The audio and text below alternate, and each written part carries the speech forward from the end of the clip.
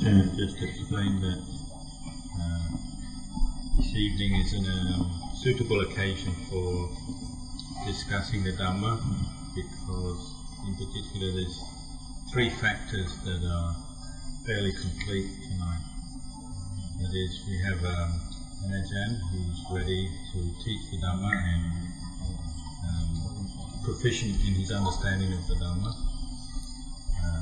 Just myself, coming here to visit, on a short visit, I have some experience in translating and practice, having lived here many years and translated for Ajahn, so I can hopefully give you some reasonable translation of his Dhamma.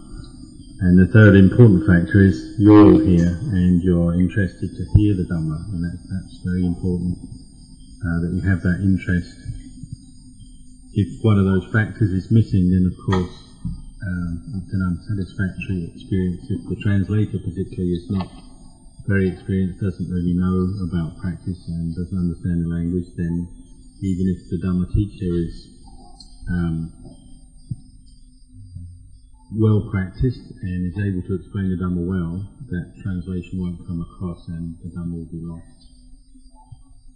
We also said it's important that we meet and discuss the Dhamma and hear the Dhamma like this, especially at this time, because generally Buddhism is of interest around the world, and this has led to the gradual expansion of Ajahn Chah's Sangha in Thailand and around the world. There are new monasteries and new members of the Sangha joining all the time, and new monasteries starting up in different countries, monks going to different areas to practice, to teach. And there's one danger with that, or one effect of that, is that it's possible that with that expansion and spread of teachers, monks, branch monasteries, then it's important to maintain the quality of understanding of the way of practice that Luang Por Chah encouraged. By occasions like this, reminding the Sangha what the sort of important ways of practice that Luang Por Chah emphasized are, so that that understanding can be carried on from generation to generation, from teacher to student, and as Buddhism spreads. Because there's one danger, of course, is that as it spreads, people can start to add their own ideas to the practice, or their own misunderstandings, or maybe they haven't practiced deeply enough in their own personal practice, but then start teaching, and then of course you get different ways, different ideas, thoughts, opinions, views on the practice start to become taken as Dhamma, and we get some that can be passed on to other people, to lay people, and passed around the world, and then you get a lot of confusion, misunderstanding, and monks might end up not knowing exactly what they should be doing in the practice, what is the right way, what is the correct way that will lead to the end of suffering.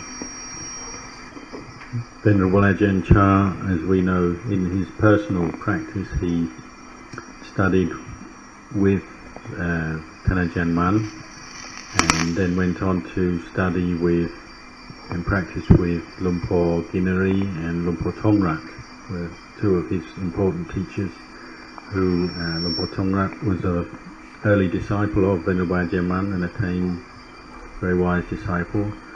And studying with Luang Por Man and these teachers, Luang Por Chah gained a very deep understanding of the correct way of practice,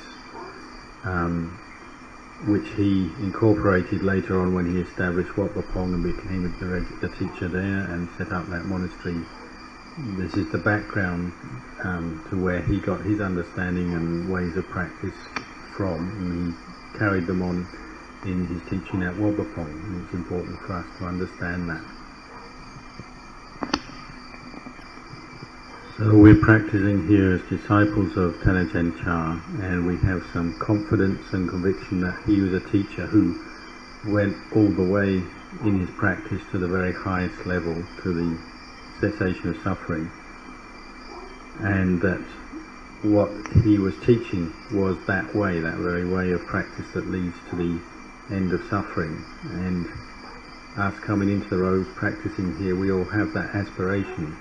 And it's because our aspiration is we want to reach Nibbana, want to reach the cessation of suffering, that knowledge, that experience. And so this is very important, to have that goal clear in your mind, and then to understand and study what is the way that will lead to that goal. Once we have this conviction in both Ajahn Chah's own reaching of the ultimate goal of the practice, and our own aspiration to follow the path that leads to this ultimate goal, the end of suffering in the practice, then our practice will follow from that conviction, that faith, that confidence we have. And Ajahn Chah taught very directly what is the way to the end of suffering. All his teachings that he encouraged, the way of practice he encouraged, was very directly supporting that goal. And that practice, that way of practice, must begin with sila, morality, as its foundation. Whether we're a novice keeping the 10 precepts, we're a bhikkhu keeping the patimokkha, the vinaya of a bhikkhu, it has the way of practice that leads to the end of suffering has to grow out of the foundation of sila, and the practice of composure, restraint in the sila. And sila is actually a very detailed practice. There are many aspects to it. There's indriya samvara sila, learning to practice restraint of the senses, bring up mindfulness with sense contact. There's paccavekkhana sila, contemplation of the use of requisites, the correct way to view the requisites that we obtain from lay people, the food, the clothes, the robes, the lodgings, medicines. There are many aspects of sila, but one has to see this is the heart, the foundation of the practice, and one has to get that established. You are all probably familiar with the rules of the patimokkha. The qualities that the practice of the patimokkha, restraint in the patimokkha, brings up is the quality of carefulness, cautiousness with our actions, our speech, what we're doing. We also have the rules outside the patimokkha, many rules in the vinaya, and they're also directed to that same end, bringing up a sense of restraint, composure, and carefulness, looking after our minds, our body, speech, and mind. We also have the practice of Chiva Parisuddhi Sila, the way we earn our livelihood as such. As bhikkhus, we are alms mendicants. We have to be frugal and careful how we obtain our requisites. We have to obtain them in the proper way, in a modest way, without being a burden on the laity, without asking things from the laity if they haven't invited us. We have to really think carefully about the way we obtain our requisites, and then the way we use the requisites. We have to learn how to be content with little, frugal, modest in the way we use requisites. These are the kind of practices that Ajahn Chah emphasized as the way for a samana, a bhikkhu, to develop his practice. And of these different aspects of the practice of sila, indriya samvara sila is probably what brings the mind inwards in the most refined way, developing mindfulness with all sense contact. When the eye see forms, ears hear sounds, nose contacts smells, tongue contacts tastes, and the body has touch and feelings of cold, warmth, and so on. Bringing mindfulness to all that sense contact is the heart of practice, the bringing up of samadhi, the sati and samadhi, and the bringing up of what we say the state of balance or equanimity, where we're not letting the mind go to either liking that sense contact or disliking, but there's just enough mindfulness to know the sense contact that is taking place and then let go. And if we can keep doing that, developing that mindfulness, that restraint at that point, this is where we'll gain peace on the first level of our practice. If we can just have enough mindfulness to not give in to the attractiveness of pleasant sense contact, the unattractiveness of unpleasant sense contact. We'll just keep our mind aware of it, but without giving in to those desires or kilesas, then we can experience peace in our practice. So once we have a faith, confidence in this practice, we have to keep developing mindfulness at the point of sense contact. For instance, we can notice our reactions. Say our eyes are looking at a member of the opposite sex, a lady, female form, and does this bring up attraction, interest? We have to have enough mindfulness to catch that reaction and see the sense of delight that might arise. Or compare it, say, to when you just see members of the same sex. You might just have a more neutral reaction, uninterested. Or you look at something like, say, just a tree or a mountain, the reaction is probably very neutral. Then some other reactions we have would be dislike. I mean, we see a form, something that we find ugly or that we don't like, then will bring up some aversion in the mind. We have to develop enough mindfulness to catch these reactions, and we'll see they're divided into three main reactions that we get, feelings that we get. We get pleasant feelings, unpleasant feelings, and neutral feelings, or upekkha. And to catch that, to stop it forming into craving, feeling going on, say pleasant feelings leading to the arising of delighting, unpleasant feelings leading on to aversion, to have enough mindfulness to stop that happening. So this is very much a practice Luang Por Chah emphasized. It's one of the Apanaka Patipata, one of those practices that's never wrong and that should be developed. Indriya Samvara. Keep bringing up mindfulness with sense contact. Sense contact is pleasant, sense contact is unpleasant. And maybe notice, say, when you're on your own in a quiet place, how it tends to be more the sense contact that's coming up in the mind itself, what we call Dhamma Aramanas. Memories, imagination, visions and stuff coming up in the mind. That can also bring up liking and delighting, or aversion, dissatisfaction. Keep bringing up this mindfulness to cut off the proliferation that will come from sense contact of all these different senses.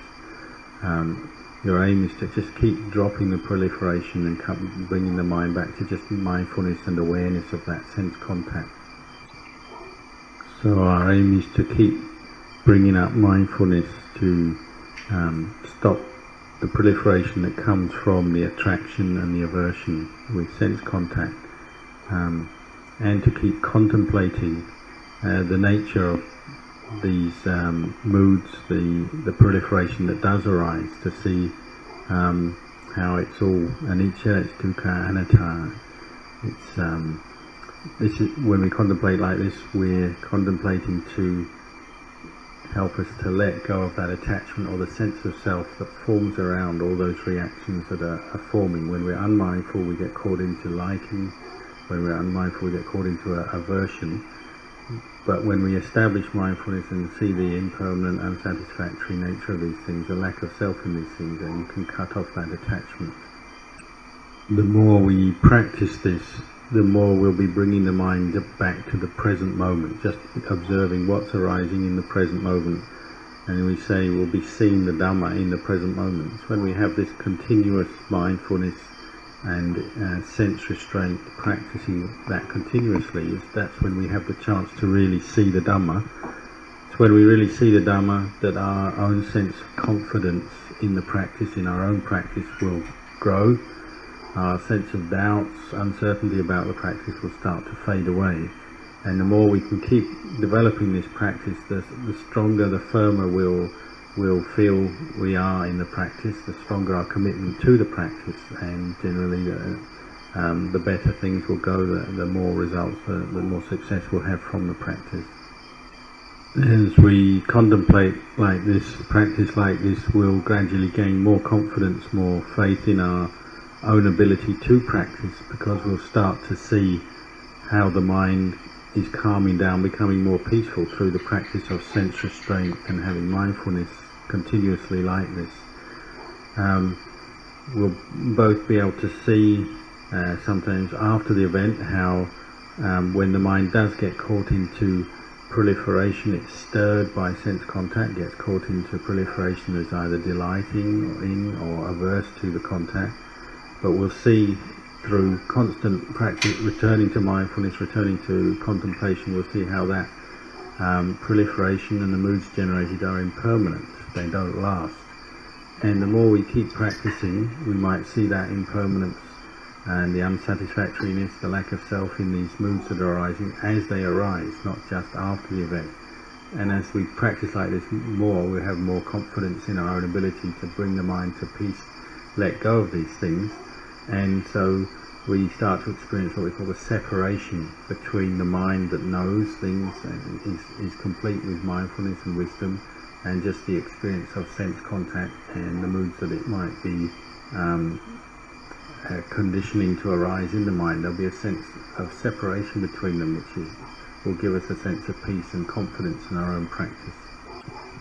As you practice, you also come to understand how the practice of samadhi, the firmness of mind, grows out of this practice of sila, the four parisuddhi silas, of purity of sila, and particularly indriya samvara.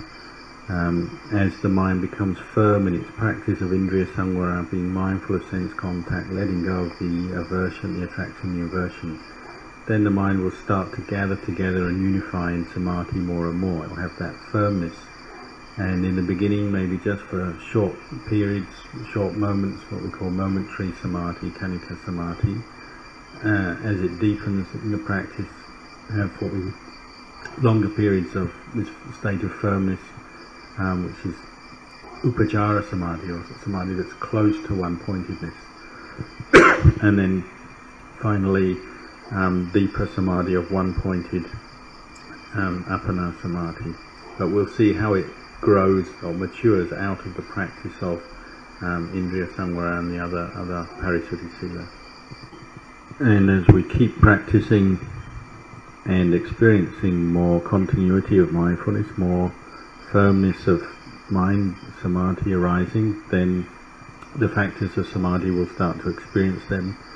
We'll have more periods when we experience piti and sukha, rapture and happiness, and again we'll see how these factors of samadhi, the piti and the sukha, arise out of the practice of basic sense restraint of actions, speech, mind, on the most basic level, and gradually growing into a much more refined practice where the mind gathers together, and the experience of piti and sukha might not just be momentary, but it stays with one for quite long periods, maybe up to a whole hour. One has the experience of the mind letting go of things and just gathering together, unifying in samadhi, maybe for a whole hour. There's just very strong piti and sukha. This arising of piti and sukha, or joy and happiness, is a very important aspect of the practice and the maturity and the growth of the practice, because it's what nourishes the mind. When we do have these periods where there's piti and sukha arising, then that will dispel doubts, depression, negativity we have, and any kind of tendency to want to give up the practice. That will fade at that time. We'll have a lot of interest and energy for the practice, so it's obviously very beneficial for us, and to keep up our wholesome efforts to develop mindfulness, because it's out of this continuous practice of mindfulness and restraint that we will gradually experience more piti and sukha. Something else, can't remember. It's this sense of piti and sukha gives one a sense of satisfaction and fullness of mind, and it can only grow out of this continuous practice of mindfulness. So Venerable Ajahn emphasized over and over again, we have to practice mindfulness in all postures, sitting, walking, standing, lying down, and he gave teachings such as whether you're walking forwards, you have sati; whether you're walking backwards, you have sati; whether you're standing still, you have sati. It's that emphasis on the development of continuous awareness in all postures, and the directing of sati to the four foundations of mindfulness, to the posture, the body, to the feelings, to the mind, to the dhammas. The more continuity we have in that arising of sati, the more this sense of fullness, completeness of mind arises, and gives us more confidence in the practice. We have less doubts, less uncertainty, so our practice tends to go better. We have more energy for it. Lumpur Cha emphasized over and over again the simple teaching of eat little, speak little, sleep little, practice mindfulness a lot. And so this is the way, if we want to develop mindfulness, develop samadhi, we have to follow the instructions. So we have to be careful how much we're speaking, not to let our mind go out so much with a lot of conversation. Eating is just the same. We have to learn how to eat mindfully and gathering the mind inwards as we eat, not letting it stray off all over the place as we're eating. So this is why we eat in the bowl, and generally to find the right level of food for us for good practice, we generally reduce it a little bit. So they say eat little, just so we're not looking to just gather more and more food and let our mind proliferate like that, but we try to eat just enough to keep the body going for a day and a night. And you see, if you eat just in the bowl, already your mind is gathered, centered on that, focused on that. If you start putting food, say, in your bowl lid at the side, and you start having little trays of food and cups of food and things, then obviously your mind starts going out further, doesn't it? The more it goes like that, the less mindfulness we have, the more proliferation we have. So these basic practices are helping us to gather our energy, draw our mind's attention inwards, develop mindfulness, whether it's speaking little, eating in a restrained way. These are very basic but very fundamental practices for our training. So these are the, you might say, the moods of good practice, or the qualities of good practice: eating little, sleeping little, talking little, and the apanaka patipatas, and indriya samvara, mindfulness of all sense contact, learning moderation in what we consume, particularly in food, learning the right amount of food, the mindful way to eat food, learning the right amount of sleep, not sleeping so little that we're stressing ourselves to the point the mind is just agitated and restless, not indulging in sleep so much that we just become lethargic, lazy, and the mind is indulging that way. We have to find the right amount or moderate amount of sleep. Again, this is a practice in itself. One has to study oneself and the effects of sleep what on the body and the mind. Say probably the most energetic practitioner might just sleep 4 hours a day. If we find that too strict guideline, and maybe increase it a bit. But observe how if we eat a lot and unrestrained with food, then we tend to also sleep a lot. They go together, especially you eat a big meal, then you'll go back and you want to just sleep when you get to your kuti. So observe that relationship, and so try to be restrained in food and sleep, more mindful of that. Because the danger is we're always looking for things to get intoxicated with, indulging, whether it's food, sleep, conversation. So these basic practices, we say the practices that are never wrong, or the practices that are always right. These are the basic practices we should be looking to train ourselves. This is the way Ajahn, you train yourself to develop mindfulness, develop samadhi, and gradually get a deeper understanding of the Dhamma. So the more experienced we become in the practice, we'll become familiar with this way of training, way of practice, and see how each aspect of the practice, sila, samadhi, panya, grows out of the other and is supported by the other, and each supports each other. They all support each other. They're all part of the practice. They're factors of the practice that are indispensable and support each other. So we put a lot of effort, particularly in the beginning, in training the apanaka patipata, in the sense restraint, moderation in consumption of food, dedication to wakefulness, and to developing mindfulness. We really put effort into that, and out of that will grow our samadhi, our firmness of mind, stillness of mind, peace of mind. Out of that samadhi, the more peace of mind we have, then the more clarity we have. We start to see the true nature of the conditioned world, see the true nature of this body in particular. We can develop wisdom and insight this way, using the calm states of mindfulness and samadhi that we're developing to back or support our investigation of the nature of the body, to see how this body is actually just made up of the 4 elements. These 4 elements are unsatisfactory, they're temporary, they come together and then break apart, so they're unsatisfactory for that reason. They're not going to give us any lasting happiness and there's no actual self in them that we can find. The more we investigate with our calm state of mind, developing clear awareness of the truth, we can see, well, there's no self in these four elements. They break apart, they go away. There's no one who owns those elements. Or we might turn our attention to contemplating the 32 parts of the body, again, to see their impermanent nature, see the unsatisfactory nature, and just see the lack of self in them. They're just empty of self, and the unattractive side of them. See the repulsive side of this body, the different body parts, analysing them, contemplating them. The more we do this, the more our wisdom and our insight will deepen, and from that, the piti and sukha that we've experienced from the sila and the samadhi will even deepen. It will become even more profound, give the mind more joy, more calm, more happiness from the practice. And from that we can see that it's like they're all parts of the practice that support each other, support the arising of peaceful, joyful states of mind, the sila, the samadhi and the panya. When we practice with samadhi then as the forerunner of the practice, the place that is guiding our practice, we have right view, then we'll be developing sila, we'll be developing samadhi, developing panya in the right way, and naturally it will bring up good results. So the more we develop our sila and our samadhi and investigate the truth of things, then the more the mind will start to experience peace and happiness from that.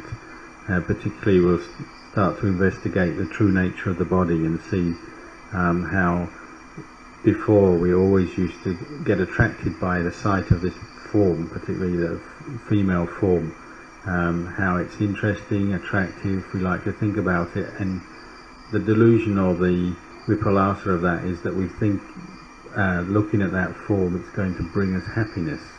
We have that expectation. But what does it actually do to the mind when you're caught into sensuality and attachment to form like that? What does it do to the mind? It blemishes the mind, it darkens the mind, takes away the mind's peace and radiance. But when we start contemplating from our place of mindfulness and samadhi to see the unattractive nature of this body, we start to get a whole different experience. We start to feel revulsion, disgust, and loosening our attachment to the body. We don't want to attach to the body in that old way anymore, and that insight brings us happiness, and it's a much deeper, more profound happiness than the happiness of sensual attachment. And so our whole view of things starts to change. It's actually revolutionized and goes in the other way. The more we contemplate to see the unattractive nature of the body, see the suffering of it, the more happiness we have, and the old attachments we start to want to just let go of them, drop them. As each aspect of the path is practiced, developed, with right view guiding us, then our sense of confidence in the path of practice, the way of practice, will develop too. It will become stronger. Say, as we contemplate the body like this, and it becomes the established view, the right view of our mind, that this body is unattractive, it's repulsive, it's not worth attaching to, then our confidence in the whole path will grow out of that. We'll see the supporting factors, the sila, the samadhi, the investigation, the wisdom that led to that understanding, the arising of that right view, and the peace that comes from it. We'll see that, this is the right path, this is the path that really brings peace of mind. So our confidence will grow in the whole path. Our understanding of what is the path, what is not the path will be clearer, and the spiritual powers, the spiritual faculties that actually are ultimately going to be the cause for enlightenment, the complete cessation of suffering, will gradually mature out of this. Our faith, our sattva in the practice will grow to the point where it becomes very firm and unshakable. From that we'll have virya, we'll have the energy, we'll have the determination, the energy to keep practicing, applying to the practice. Obviously sati will improve and develop, samadhi will improve from that, panya will improve. All those 5 powers, spiritual powers, will mature out of this practice, and then there will be in no doubt anymore that, oh, this is the way, even if I'm not enlightened yet, this is the way that will take me through to enlightenment and the end of suffering. So there'll be no doubt anymore about what is the path, what is not the path. And as we keep practicing, that practice deepens, these spiritual powers deepen and mature, then there'll be periods when the mind does gather together, unify, and going quite deep to states of one-pointedness, stillness, where the hindrances seem to have completely gone, attachments, desires seem to have gone, and just those factors of samadhi, vitaka, vichara, piti, sukha, ekaggata, one-pointedness are there. We might not know what to call that, what that state is, but we know, well, this is still and it's much deeper than before. Then coming out of that state, the mind is energized, so clear, so bright. Then if we turn to contemplate the body again, contemplate the body, we cannot help but to see the different aspects of its anicca, dukkha, anatta, it's impermanent, unsatisfactory, and it's not self. The more we do that, or the deeper that contemplation goes, the more we sustain that contemplation coming out of such deep states, then we'll actually experience a sense of the citta and the body, or the mind and the body separating, this sense of letting go of deeply ingrained attachments, clinging that we've had for so long. It will seem to drop away at that point, and the mind will be left with a sense of emptiness, spaciousness.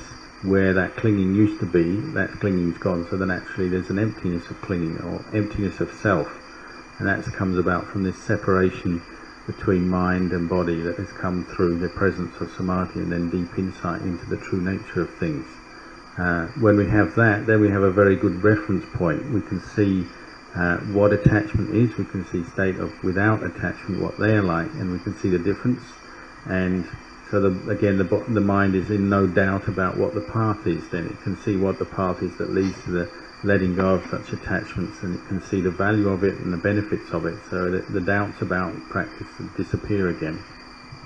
Practicing like this will lead to a natural development of the mind, of insight of the path factors, coming out of states of one-pointedness, contemplating to see the true nature of the body, seeing the lack of real self or any owner of this body, seeing the body as the 32 parts, the 4 elements, seen as something that's empty of self, clearly in the mind, then this insight will deepen. And if we keep repeating it, practicing samadhi, developing one-pointedness, coming out, contemplating the body, this insight and the clarity of what is the path, clarity of what is the state of attachment, and letting go of attachment, letting go of that sense of self, letting go of attachment to the body will become deeper and deeper and deeper.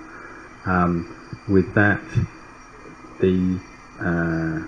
any doubts or uncertainty about the path will gradually fade away, because one knows for sure this is something that we can let go of. We can let go of our attachment to this body. The awareness of the separation between the mind and the body will be very, very clear. Separation between mind and defilement, say, or attachment, will be very, very clear, and so there'll be no room for any doubt anymore. One won't have to ask anyone about the practice, what we have to do, where we have to go in the practice. We'll know for ourselves, oh, this is what it is, this is what it is, attachment, this is how we let go of attachment. That'll be so clear that that's the end of it. One doesn't have to ask anyone, one can just keep on practicing until one perfects that. Having said this, that practicing, developing, deepening our practice like this, we get to the point where we have no more doubts about what the Buddha taught, the Dhamma, the Sangha. We have that confidence, that clarity in our own practice of letting go of attachment to this body as a self, as something we have a self that owns it or possesses it. Having said that, it's also important to keep referring to our teachers, the Kruba Ajahn, who have practiced the way all the way to the end of suffering, letting go of attachment. It's important to keep referring to them, what they've said, because there are still traps, pitfalls, and delusions that we can get caught into during the course of practice.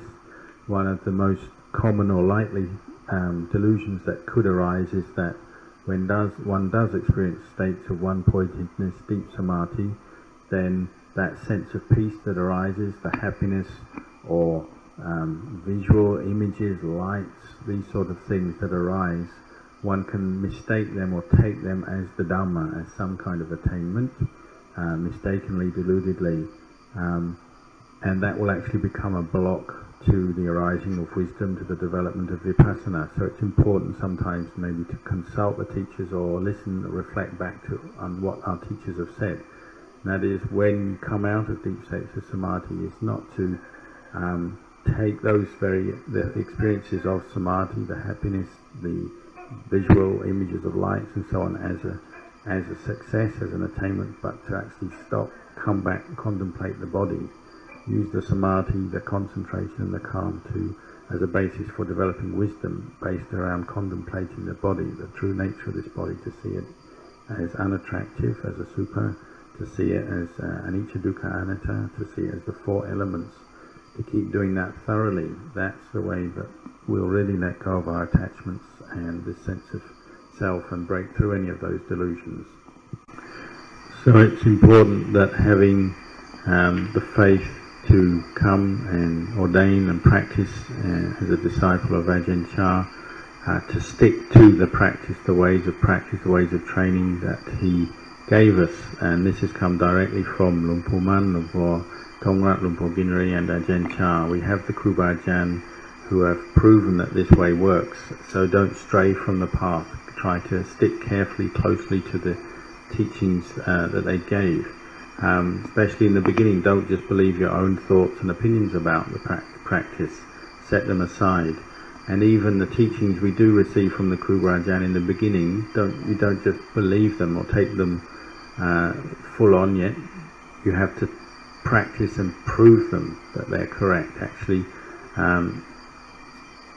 keep an open mind in a sense that you're practicing to prove what they say rather than just believing it. It's not something to just believe. Keep practicing, but the important thing is, if you're really going to prove them that they work, you have to follow them, follow the way of practice that they've instructed, as I've outlined tonight. Don't stray away from that. If you really want to prove something, you've got to follow it right through to the end. But if you do, then you'll gradually get to the point where you have your own inner confidence arises based on your experience in the practice, and that of course will mean you have no doubt now. You know all this works. It really does lead to the letting go of attachment, the end of suffering, to a peaceful mind. So I encourage you all to really have patience and endurance and a firm commitment to the practice, to really put your hearts into it, to do the practice, study and practice as I've outlined this evening, and Ajahn Kalyano is translated for me. And because we have this opportunity, I'll say just this much for the moment, but now if you do have any questions about the practice, you can ask them and I'll be happy to answer.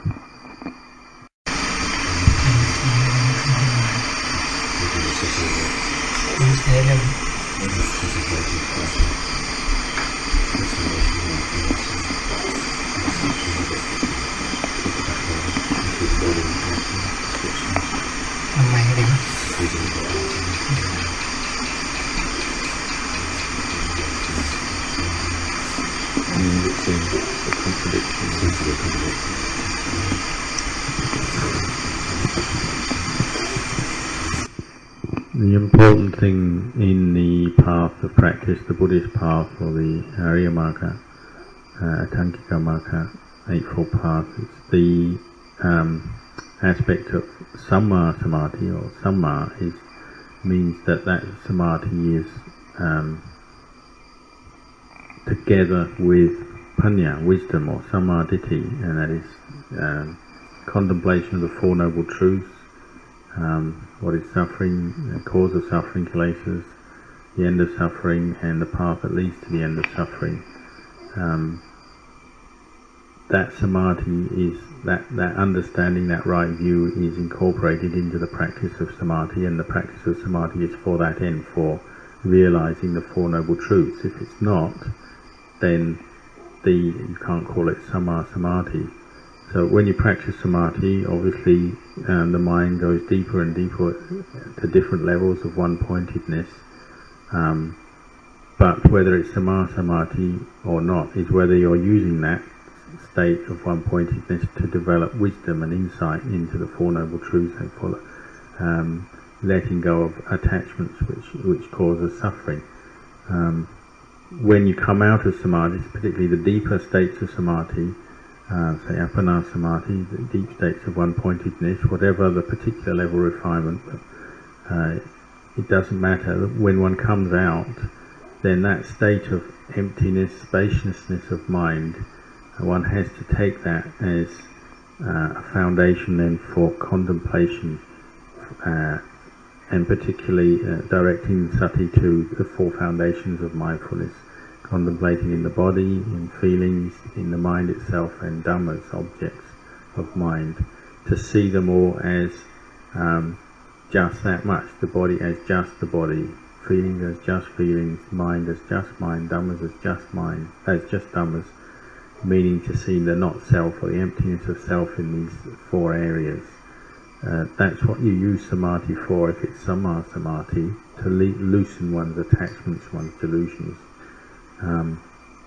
If one doesn't do that, if one is practicing samadhi, getting deeper in the states of one-pointedness, and just one is experiencing the happiness of that samadhi but not going on to contemplate, then it's not yet samma samadhi. เข้าใจไหม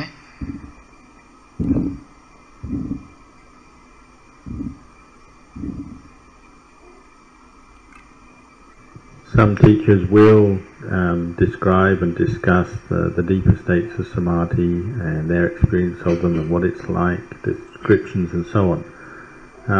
Venerable Ajahn Chah tended not to talk in too much detail about the descriptions of samadhi. He encouraged people to get out there and practice, do their practice and experience it for themselves, really know it for themselves. Use Buddha, use the breath, use your meditation object, really develop it, use it to develop mindfulness. Then the states of samadhi will start to arise. The piti, sukha, the factors of samadhi will arise. You'll experience them and you'll know them for yourself, which is much more valuable, more important than just describing them. The description one hears will always lead one to still doubt and wonder about what it is, what's right, what's wrong. One can only end that by actually practicing and doing it for oneself. เข้าใจไหมมันเข้าใจในแนวปฏิบัติไหมแนวทางปฏิบัติเข้าใจหรือยัง Understand the basic way of method of practice as been described in samadhi.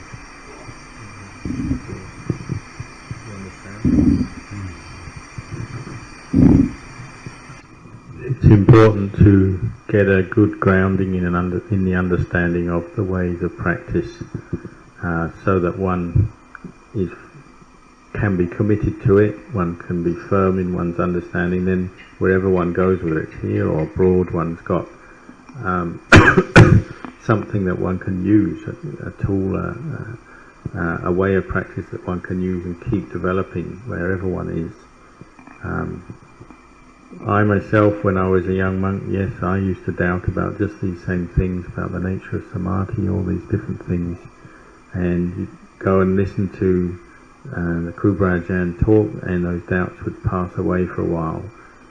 But unless you develop your own practice, put effort there, then gradually the doubts and the uncertainty will come back again, and you have to go and see the Ajahn again, and they talk, and your doubts will go away, but they're not truly settled yet until you actually develop your own efforts in the practice, and you get a more firmness and confidence in your practice through seeing your own results in your own practice, what happens to your mind as you follow these ways of training that I've been outlining tonight. Once you've trained for a while, you've practiced for a while, and you can see the results, then you have a confidence that it works, and then you just want to keep doing it. Any other questions? Novices, any questions? สามเณรก่อนเดี๋ยว He says novices first before laymen. Don't talks about convention and liberation, and that one has to be skilled in knowing when to look at things from the perspective of convention or not. I was just wondering how that interprets how to do that. Probably in the beginning of practice we have to really study Samutitattva, conventional reality, a lot first, to become familiar with that and to see its role. We get to know the names of things, that we know that all forms of materiality, mentality, we give a name, a label to.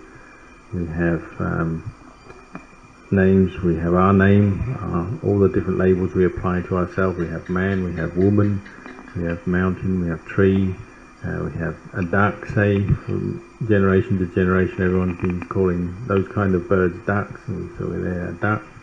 Everyone calls a chicken, so generation to generation it's been a chicken, right up to the present where we are right now. But this is all conventional reality, and it's out of conventional reality that liberation or vimutti arises, by basically contemplating to see that, oh, it is just conventional reality, all these names and labels we put on things, actually those things, there's nothing there that's a duck or a chicken, a person, me, you, all of that is just a label, a superficial label that we put onto according to the appearance of things, but really the true nature of all those things is nothing. None of those things know that label, or that label has no real meaning deep down when one considers ultimate reality, and this is where liberation starts to come, by contemplating like that.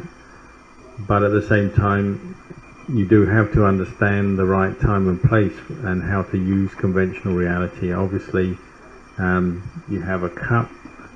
If you have a cup, you pick it up and or you tell someone, I want my spittoon, and you're referring to the cup, then of course people won't understand what you're talking about. So you have to know how to use conventional reality wisely, properly, to live in the world. So that is a skill one has to use, but at the same time one contemplates, well, a cup doesn't know whether it's a cup or a spittoon, it's just the four elements come together.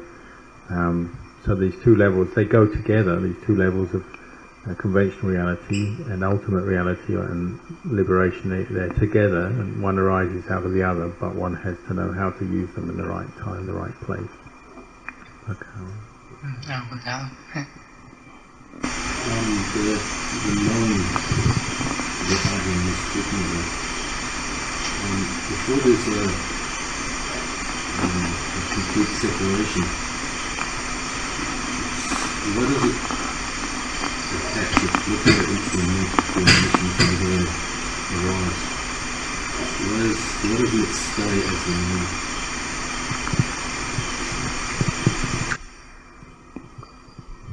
Normally the path factors are weak, so our mindfulness is weak, our samadhi is weak, our wisdom is weak or undeveloped, so any state of knowing, as long as those path factors are weak, it just won't last, it'll kind of fade and the kilesas take over again, we get caught into proliferation.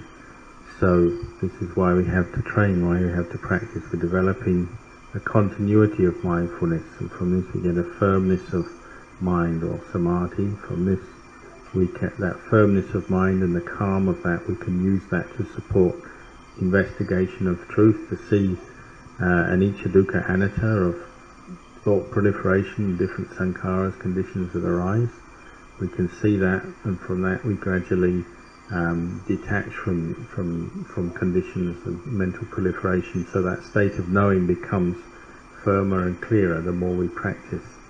So if the path factors are well developed and strong, then the state of knowing and the separation is strong and clear. But as path factors are weaker, then it will fade away again. So practice is often it's about bringing up the path factors again, or the different aspects of the path working together, and that state of knowing will be sustained, and eventually it's sustained all the time.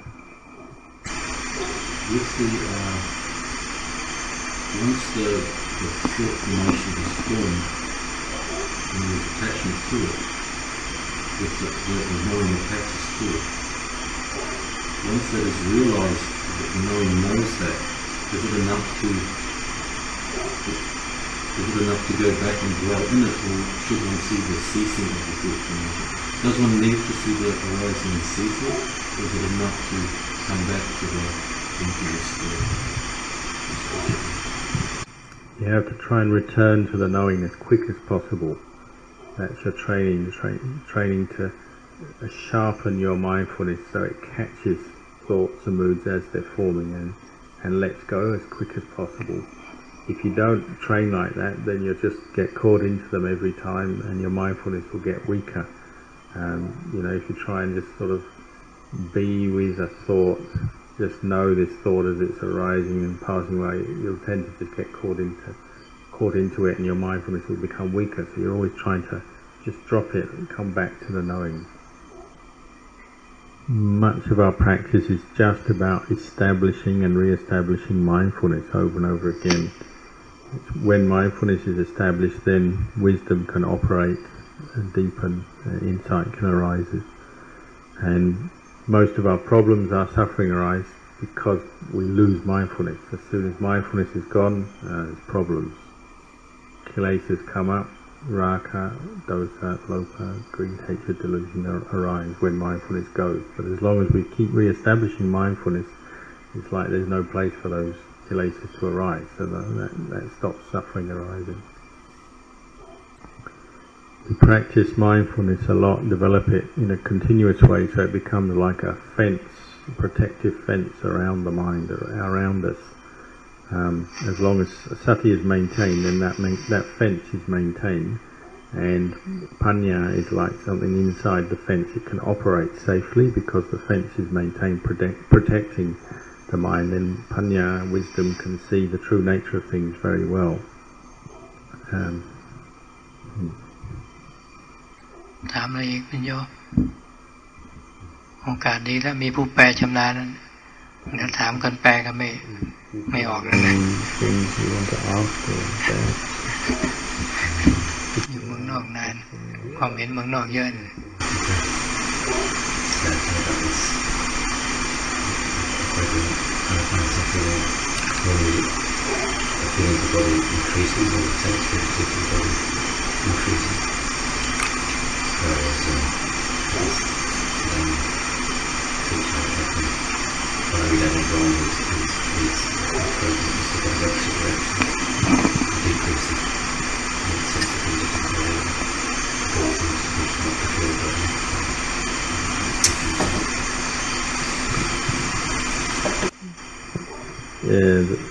These teachers that teach like this, that the body must disappear, so what would they say is left if that's gone? What do they say is left once it's gone?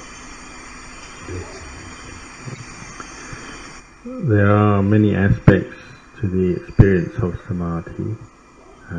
Yes, sometimes one practices and develops one-pointedness, and the factors of samadhi arise, piti and sukha, and particularly the sense of the body seems to just disappear, and at that time one doesn't know there's the body there anymore. There's just the knowing, one doesn't know where one is, where one's sitting or anything. That's all gone, that sense.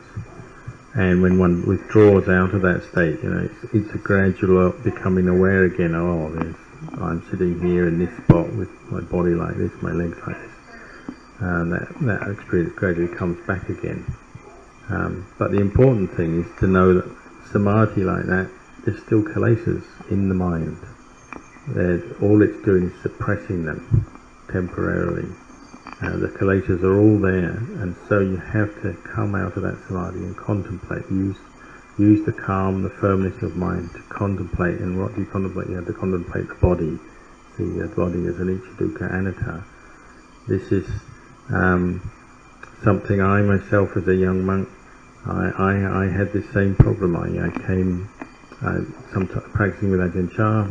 Many times I'd start to experience great sense of happiness and bliss in my practice of meditation. The body seems to disappear, just bliss left.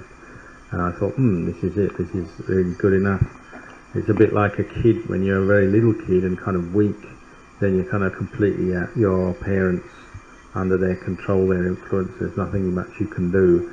then as soon as the kid starts to grow up, become stronger, then it's not just going to follow the parents anymore, is it? Sometimes it wants to follow its own will, its own mind. We can be like this with our teacher. Ajahn Chah said, when you come out of samadhi, you must contemplate the body, contemplate right there. But as soon as I started to experience samadhi, I'm feeling very blissful, everything's gone, the kilesas are gone, I'm not just going to believe Ajahn Chah anymore. So I'd start to, in my mind, have a sort of a bit of a, my confidence improved, and I might even stand up to what Ajahn Chah had taught and think, it's good enough, this is bliss, this is happiness, this is good enough.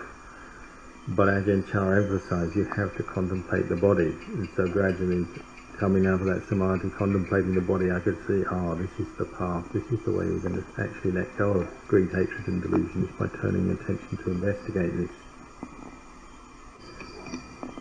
Especially in the beginning of the practice, it's important to be able to listen to teachers, and there are many teachers and they'll have different opinions and views about the practice, describe it in different ways. So we have to be able to listen and then just put what we've heard on one side, not believe it fully yet, not commit ourselves fully to it yet, but actually start practicing for ourselves.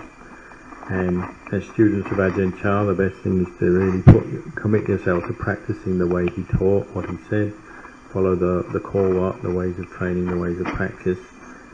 As you keep practicing, then if you do have doubts come up, you can ask and get some clarification, but gradually also your own experience will come up, and that will help really answer your doubts. That's the only way you'll really answer doubts and overcome uncertainty. Through your own experience, your own practice, you'll gradually come to understand what is the right way of practice, what leads to real end of suffering, where we're aiming to get, what really leads to that, you'll see, and you'll gradually prove all these different teachings once heard, what is the real teaching and not, one will prove for oneself. So even what I'm saying here tonight, it's just another view on the practice. So at the moment you can listen, take it on in, and maybe just put it to one side now and just practice and see, as you're practicing, is this what's correct as you are practicing. And says that's probably enough for tonight. He says you're welcome to have a drink, some tea, so that you can have some energy towards getting up for the morning meeting, morning practice tomorrow.